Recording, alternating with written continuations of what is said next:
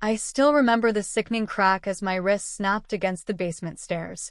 My name is Sophie Bennett, 16 years old, and I grew up in a picture-perfect house on the edge of Bend, Oregon, surrounded by pine trees and mountain views. From the outside, we looked like the ideal American family. Inside, I was slowly disappearing. My older brother, Ethan, was everything to our parents. Star basketball player, college scouts in the stands every Friday night, the golden child who could do no wrong. I was the quiet artist who kept to herself, always walking on eggshells around his moods. It started small. He'd accidentally knock my sketchbooks off the table or mock me in front of his friends. When I tried telling Mom and Dad, they'd sigh and say, "He's under a lot of pressure, Sophie. Don't be so dramatic." Their words cut deeper than any shove. That rainy afternoon, Ethan stormed in after a tough loss. He demanded the car keys, even though it was my turn to use it for my art class. When I refused, something in him snapped. He grabbed my arm hard and shoved me toward the stairs. I tumbled down, hitting every step until I landed at the bottom. Pain exploded through my arm. Blood trickled from my forehead. As I gasped for breath, Mom ran to Ethan first. "Baby, are you okay? What did she do to provoke you?" Dad helped him sit down while I lay there crying.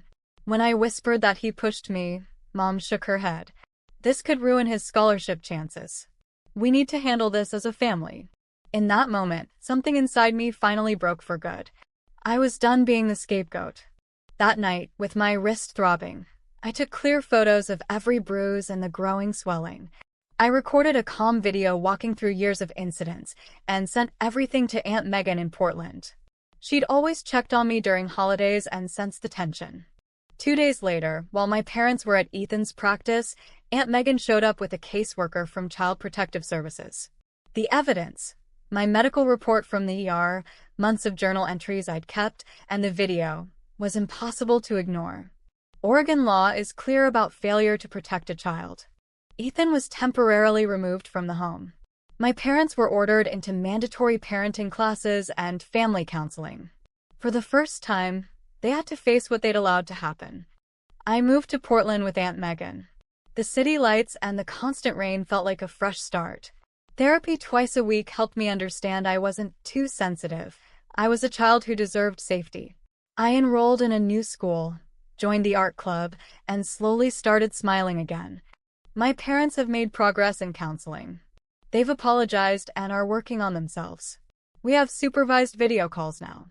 I don't know if we'll ever be close again, but I'm learning that forgiveness is for me, not for them. Walking along the Willamette River with Aunt Megan last weekend, my cast finally removed, I realized the most important lesson. True family isn't about blood or appearances. It's the people who show up when you're hurting, who believe you, and who help you heal. Sometimes walking away isn't giving up.